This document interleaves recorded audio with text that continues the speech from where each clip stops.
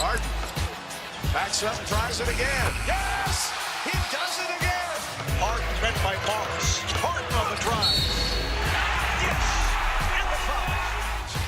Here comes a step back three. Again down the hatch it goes for James Harden. Step back. Oh! A cold-blooded three for James Harden. Is that the most unstoppable shot in basketball? It's unbelievable. Harden! How do you like me now? James flexing those muscles. Oh! James Harden with an MVP performance. You see that group of players right there, very impressive. James Harden sitting at the top of the list. Oh, asterisk, Wilt Chamberlain is really at the top, the Big Dipper. But nevertheless, James Harden is impressive. 17 straight games of scoring 30 or more. Crazy. So, fellas, number one, how impressive is this? And Fish, I'm actually going to start with you because the person who's right behind James Harden, who we just passed, you had the pleasure of sharing the backcourt with Kobe Bryant, and you witnessed him put together some of these magnificent performances. Comparing the two players, which one, in your opinion, was more dominant during their streak? Oh, that's a great question. James, it feels more dominant, I think, in terms of what James is doing because of the 57, the 40-plus that was mixed in there. I felt like Kobe's was more consistent. Like he literally could have just scored 32, 35 every night, and maybe he had a breakout here or there. I think also James has been needed to score this many just for the Rockets to have a chance to win. But there's no way I could have imagined another player doing that at that time. To think that now Harden has surpassed Kobe on that list is an amazing accomplishment. Looking at Harden's ceiling, go ahead, chime in just on the level of play that he's been able to maintain and continue to play at this level while missing CP3, Capella out, and all these other players. His usage is through the chart. Yeah, it's bonkers. I mean, and it's part of the evolution of what James Harden has been in this system, in Mike D'Antoni's system. When you have the opportunity to control the action the way that he does, and you're that gifted a passer and scorer and creator, to me, that's what elevates his performance to another level. I know Kobe, I don't know that there's ever been a guy who was as demonic a scorer as Kobe, like who could just rip a team's heart out and, strike the fear in everybody the way he did. But he didn't always have the assist numbers like James Harden does. Harden is doing the scoring, and he's creating for everybody else in ways that I don't know, and that's not a knock on Kobe. I just don't know that it was the same type of creation in terms of shots for everybody else. But what Harden's done to catch T-Mac and Kobe and then pass him, unbelievable. Yes. Unbelievable. But one way he does it is he's creative offensively. He's able to get to the line. And as you see by the numbers, over the past 3 seasons, he is by far the leader in getting to the free throw line with his free throw attempts. It is ridiculous. Russell Westbrook, his former teammate, is right there, but Harden is clearly head and shoulders above everybody else. So what we're going to do right now, we're out here on the court for a reason. The coach, Derek Fisher, is going to demonstrate the techniques that the bearded one uses to get to the court because, hey, we got to get this knowledge, and you got it all. That's a tough task. I don't always get caught up in this kind of stuff. He's a lefty, and we have a volunteer right now. Sekou Smith is going to demonstrate right here, and I'm just going to sit back and watch. All right, well, let's come out this way as we take a look at James Harden here going right and literally wrapping his left arm around Paul Millsap's inside hand there. You see Millsap right arm away from his body. James Harden locks his left arm around his, right? And so when you think about this, we used to hand check before, right? We played defense. So to replace the hand checking, a lot of players have gone to this type of position so that hand is not out. So now James is feeling what used to be an arm bar on his body. They have to come off his body now for freedom of movement with the rules. So as he's driving right, he sees that arm away from your body, and he now comes up as though he's getting ready to go into his shooting motion on his way downhill, and the referees are trained to watch the defender.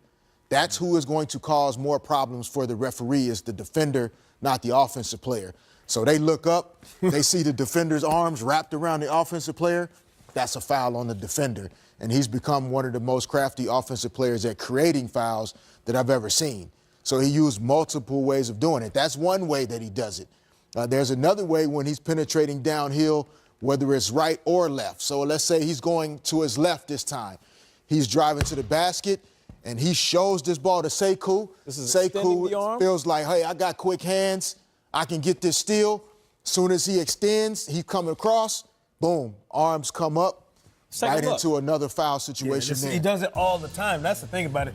Fish, I'm stunned that these guys have not caught on. These defenders have not caught on. And I love when the Lakers earlier this year, they were like, hands behind the back. Like, the only way to do this is hands behind the back, because if you stick it out there for James Harden, even if there's no real contact, he can exaggerate it and sell fouls to the official. I know some people don't like that. Smart basketball, though, when you consider if Kobe or Michael got a chance to play in the era where freedom of movement was an emphasis. Oh, my goodness. So listen, it could have been crazy. It would have been crazy. So we've seen the demonstration, hand check, no hand check, arm bar extended. But what about the world famous step back that he's known for? We got to demonstrate that. Well, for Harden, it's gone from step back to side step, right? So as a left-handed player, now that I've created foul situations, your hands have to stay off of my body. I step sideways to get a little bit of separation from you. Now when you contest, I stick the leg out a little bit. Kind of looks like my natural shooting motion. Kind of. George Hill didn't even leave the floor that time. But because James Harden wasn't able to come straight back down, foul called on George Hill. This time, JaMychal Green trying to slide with him.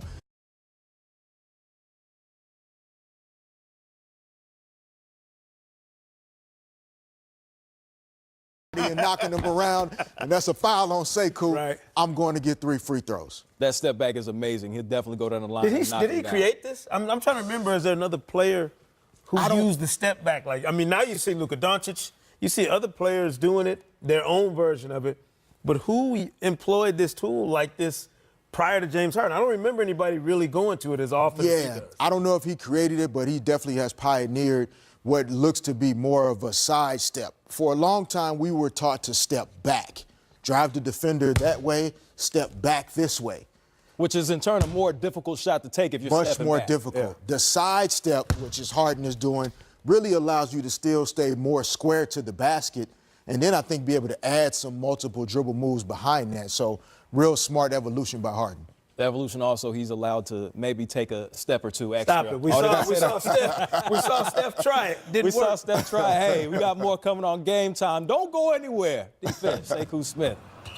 Oh, my God. Shoot the shot. Shoot the shot. Buckets. Oh. We got 2 games for you on Thursday, trusting the process, visiting the Pacers, and then the Lakers and Russell Westbrook and PG-13. 9:30 p.m. Eastern. Coverage starts at 6:30 with the Game Time. That's us on NBA TV. Now, you notice I didn't say LeBron because he will not be playing. LeBron James out for at least 2 more games. However, he has been cleared to return to practice next week. Since injuring his groin, the Lakers have gone 4-7 in 11 games without him. Their next 2 are on the road at OKC, which is on our network, and at Houston. And Rich Paul, his agent, weighed in today, reading, quote, "We don't give a bleep what nobody thinks or says. We're going to do what's best for him. The best case scenario was 3 weeks. The worst case was 6 weeks. And we're right on schedule," end quote. Rich Paul drops the mic and walks off.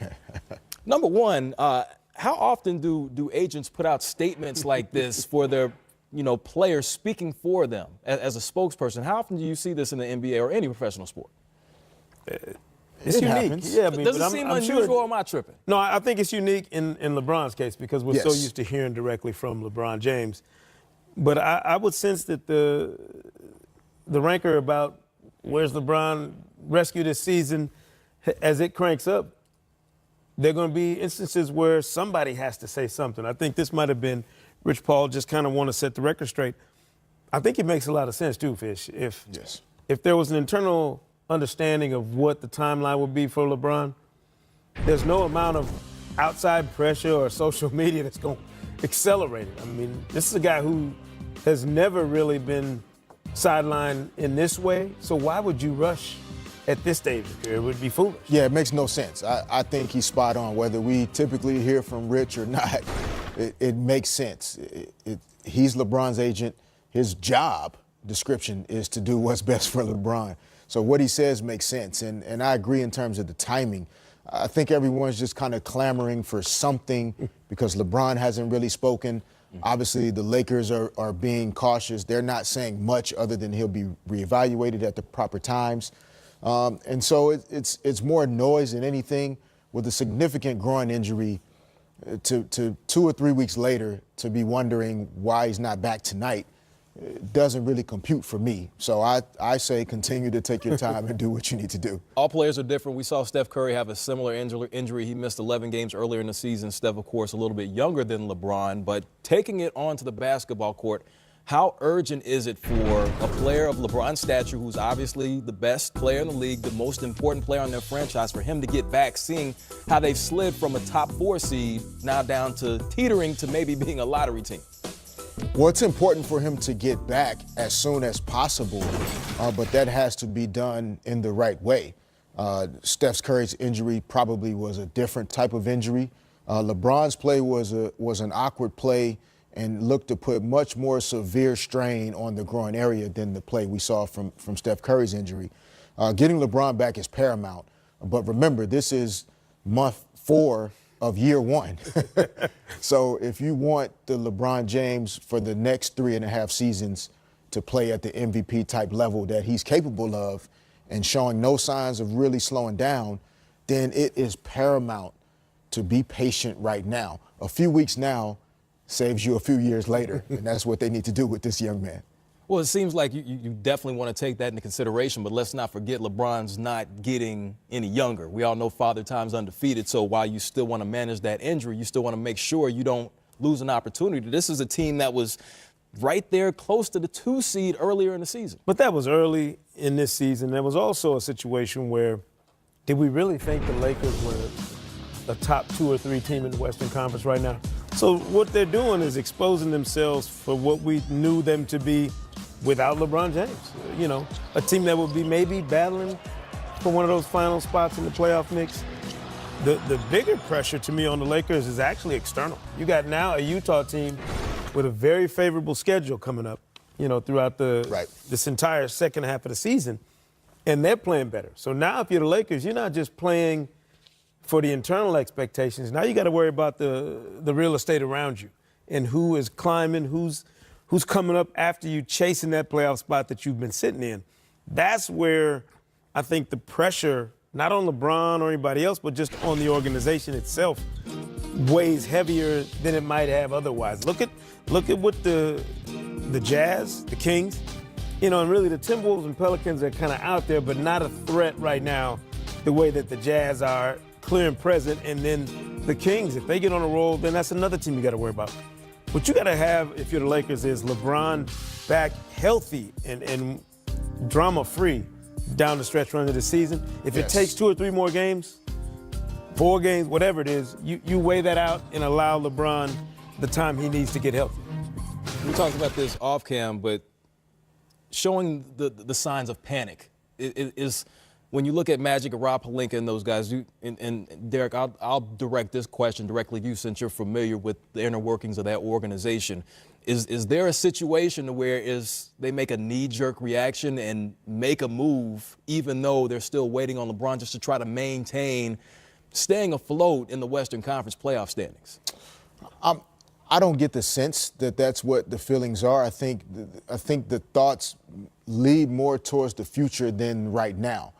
I believe the move to add LeBron James this year, or the decision that he made to come to LA, was really about what they're going to build this year into next year and really positioning themselves to be a destination for another top free agent or another top player via trade. Mm-hmm.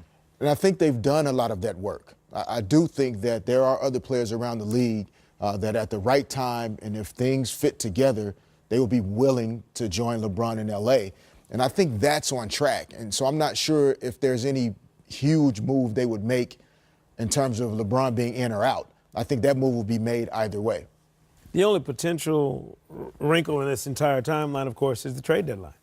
You know, if somebody is desperate at the trade deadline to make a move or to do something, and the Lakers are on that phone, then all bets are off. We don't know what might happen. But I think that would be the case whether LeBron is in uniform Correct. or not. That's what Because I agree with. having the trade deadline on the schedule the way we do before All-Star Weekend changes the dynamic, changes everybody's metric on how you approach it.